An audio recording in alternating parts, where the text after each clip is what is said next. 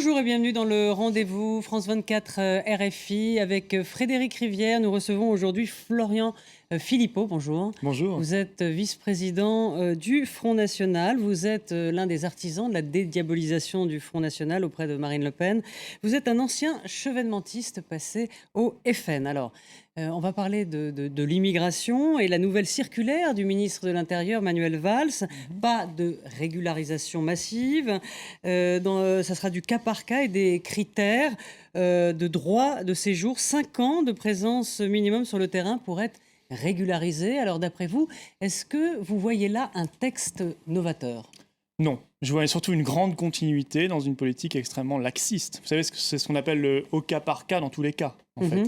C'est ça, la régularisation, et c'était déjà le cas sous Nicolas Sarkozy. C'est quasiment les mêmes critères, les associations d'ailleurs l'ont dit. Et Manuel Valls ne s'en est pas caché, il a dit « Moi, j'ai les mêmes objectifs chiffrés que Nicolas Sarkozy. 30 000 régularisations de clandestins par an. » Écoutez, c'est une politique que je ne comprends pas du tout, parce que plus on régularise, plus on fait venir des clandestins, parce qu'on lance un signal.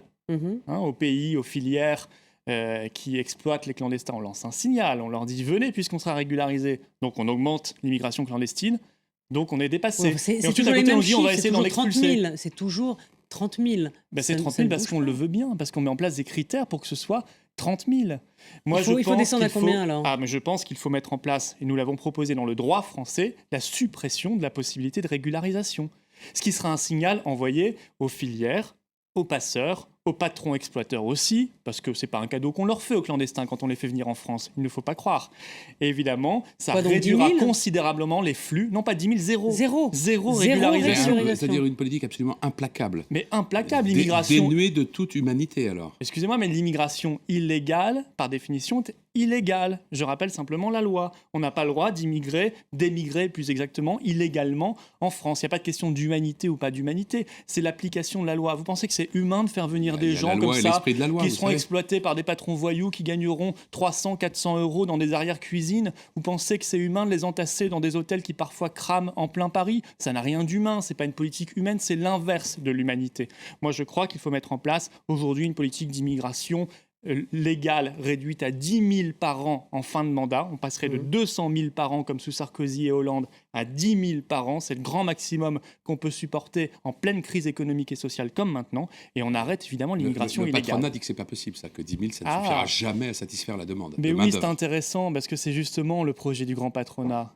Dès qu'on touche à l'immigration, là vous entendez Mme Parisot, le MEDEF, le patronat européen qui hurle parce que c'est le projet du grand patronat, cette immigration de masse, parce que ça fait pression à la baisse sur les salaires, parce que quand vous payez un clandestin ou même un immigré, un étranger qui n'a pas l'habitude de réclamer, qui n'a pas l'habitude des standards de vie français, vous pouvez le payer beaucoup moins, ne jamais l'augmenter, il ne va jamais râler. Et ça permet de faire pression à la baisse sur les salaires. Voilà pourquoi l'immigration... En toute complicité d'ailleurs, M. Besancenot devrait se poser des questions, par exemple, ou M. Mélenchon. Pourquoi défendent-ils à ce point l'immigration de masse? Ils font un beau cadeau à Mme Parisot en agissant de la sorte. Ils devraient un petit peu réfléchir et se poser des questions. Alors, on va parler de l'UMP parce que ça vous concerne aussi, puisque apparemment il y a un sondage pour BFM. La crise profite au FN. En tout cas, c'est ce que pensent 38% des Français. On va en parler, mais peut-être avant tout, on a usé tous les qualificatifs pour dire ce qui se passe à l'UMP. Est-ce que vous allez pouvoir en trouver un peu original aujourd'hui ?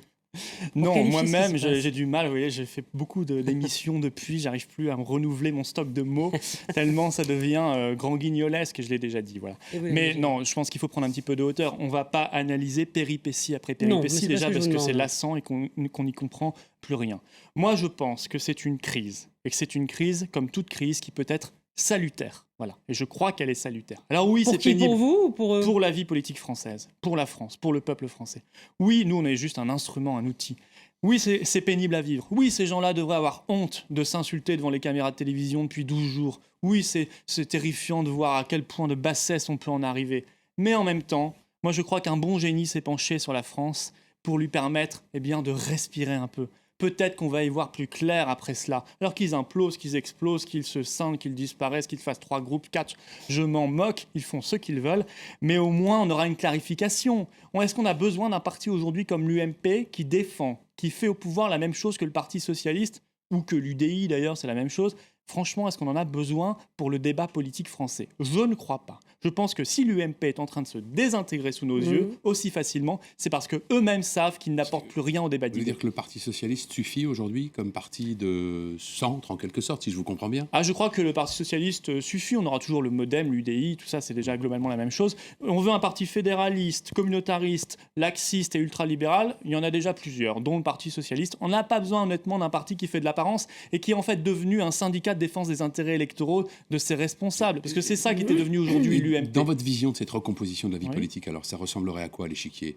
Il y aurait vous, bien entendu, j'imagine. Ah ben, il y aurait une ligne de Le clivage entre ceux qui croient au rôle de la nation en la France, il y a nous évidemment, et ceux de l'autre côté qui n'y croient plus, qui veulent qu'on se fonde dans le grand magma de l'Union européenne et de la mondialisation qu'on ne maîtrise Alors. pas. Ceux qui veulent réarmer notre pays dans la mondialisation, ceux qui veulent qu'ils se dissolvent et qu'ils s'appauvrissent à jamais. Voilà la ligne de clivage aujourd'hui, mais c'est pas entre l'UMP et le Parti socialiste. Faisons un tout petit peu de politique fiction. On aurait L'UMP aujourd'hui à et l'Élysée- Mélenchon, pourquoi pas ou alors non, vous et Mélenchon. Ah bah non, sur Mélenchon l'Europe, a dit moi je suis prêt. sur la mondialisation, vous êtes d'accord? Ah bah enfin Mélenchon, on va voir qu'il nous explique. Il a dit moi je suis prêt à devenir Premier ministre de Monsieur Hollande. C'est ce qu'il nous a dit aujourd'hui. Vous l'avez entendu? Mhm. Bon bah écoutez, s'il est prêt à devenir Premier ministre de Monsieur Hollande, c'est donc que la politique de C'est- Monsieur ça Hollande ne le devait être de dérange pas l'humour. Je trop. n'est pas sûr que Ça la devait- réciproque soit vraie, en tout devait état être de cause. de Mais Mais l'humour. oui, mais Pour en lui-même, venir- manifestement, ça ne le dérange pas. Voilà. Pour dire un mot du sondage dont parlait Roselyne à l'instant, c'est un sondage CSA qui indique que les Français pensent que c'est vous, le Front National, les grands bénéficiaires de la crise à l'UMP.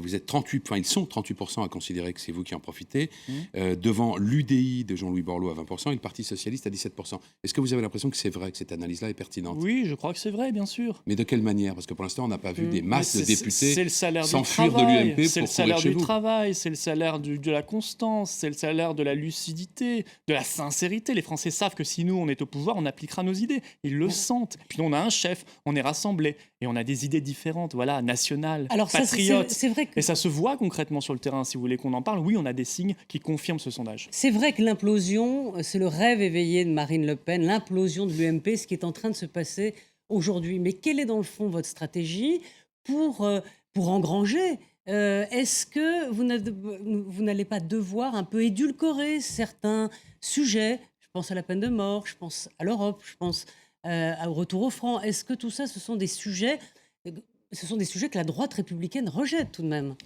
Ne nous demandez pas de devenir l'UMP ou le Parti Socialiste pour attirer leurs électeurs. Il n'en est pas question. Évidemment, si nous avons nos positions sur l'Europe, si nous considérons qu'elle fait mal à la France, si nous considérons qu'il faut rétablir la souveraineté du peuple français et la souveraineté nationale, c'est parce que c'est indispensable au redressement de la France, dans tous les domaines. On ne fera rien si on n'a pas les manettes. Si nous pensons que l'euro est une mauvaise chose, c'est parce que l'euro l'a prouvé. Voilà, sur la peine de mort, nous sommes simplement pour un référendum, pas pour la peine de mort. Nous sommes pour un référendum sur la peine de mort. C'est totalement différent. Les gens choisiront librement, parce que nous sommes pour la démocratie et des référendums beaucoup plus fréquents. Nous sommes d'ailleurs pour la création d'un référendum d'initiative populaire. Je crois que c'est très intéressant.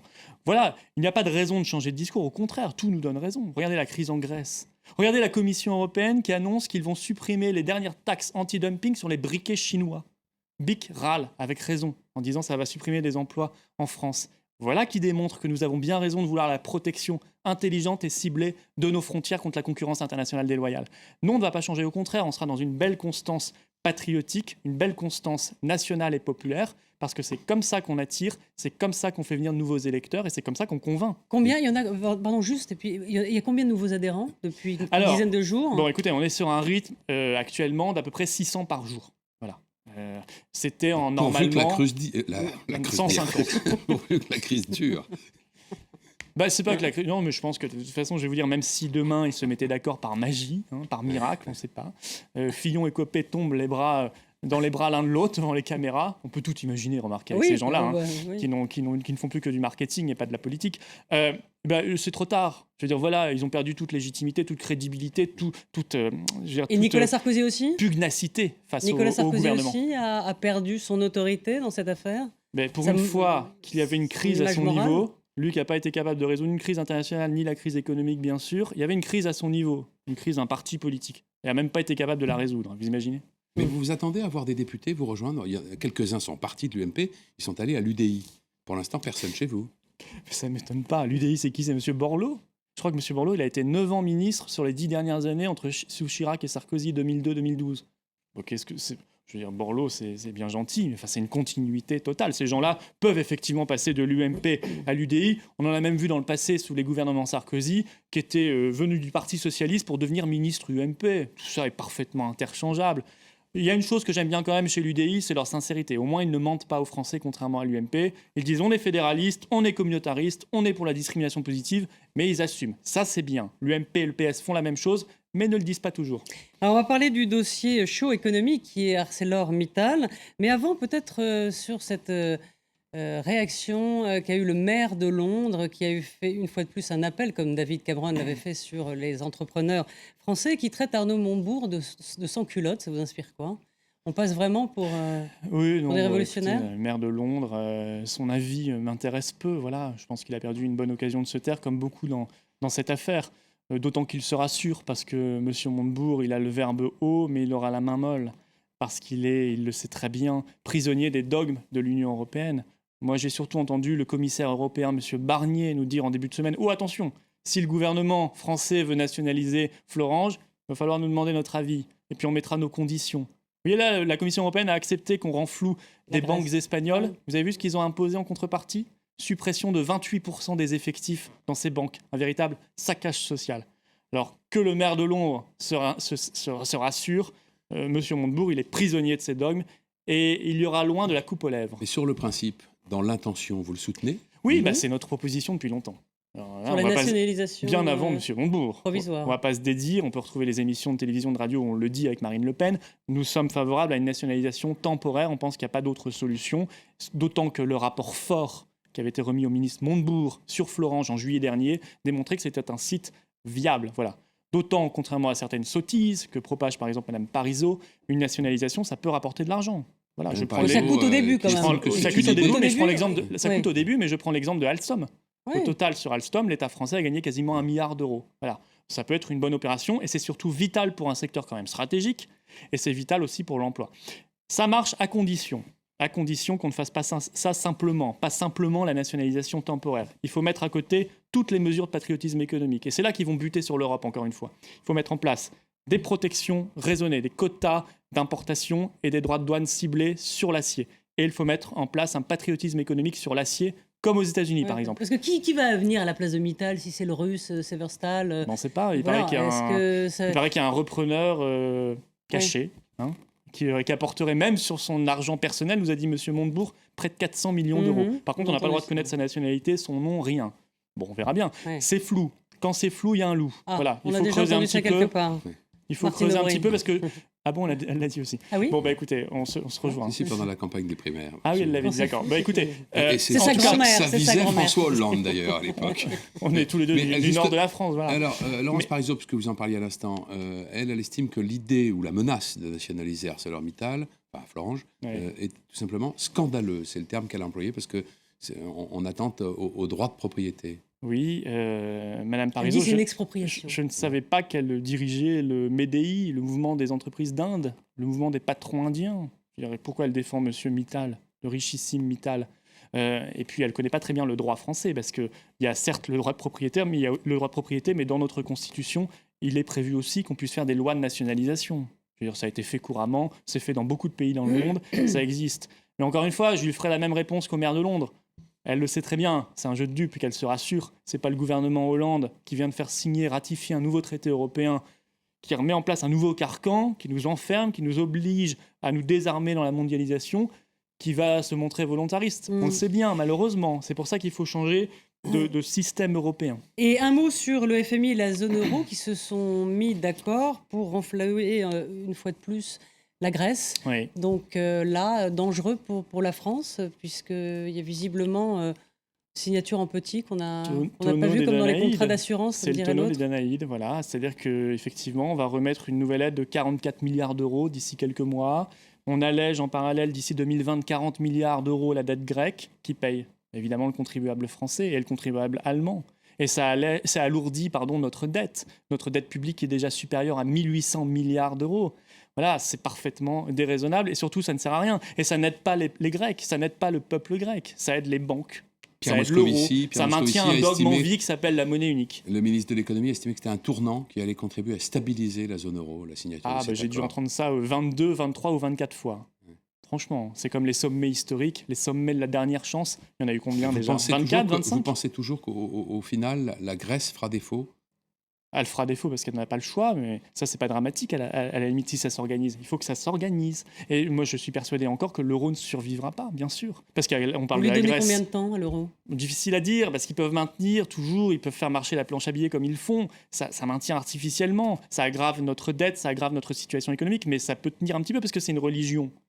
Mais il y a la Grèce, il y a le Portugal, il y a l'Irlande, il y a l'Espagne qui est dans une situation épouvantable, il y a l'Italie, il y a la France qui va pas bien du tout, on le sait bien. La France Il y a- qui est placée sous surveillance. Il y a là. Chypre qui a Ouais. été renfloué, on n'en a pas parlé, mais il y a eu aussi quelques milliards aussi pour Chypre. La France qui vient de perdre son triple A selon une nouvelle agence. Et comment expliquez-vous alors que les Français, quand on leur parle de ça et quand on leur parle notamment de la sortie de l'euro, soient toujours aussi majoritairement contre cette idée? Disons que les Français ont évolué positivement grâce à notre travail de pédagogie sur l'euro. Ils considèrent que c'est une mauvaise chose maintenant. C'est vrai qu'il reste cette question-là. Ils sont un gros tiers à nous dire oui, on veut mettre fin à l'euro. Pourquoi ? Parce qu'ils entendent en Il y a une permanence... grande peur autour de cette Mais idée. parce qu'ils entendent une classe politique et assez largement médiatique, Oui, mais unanime.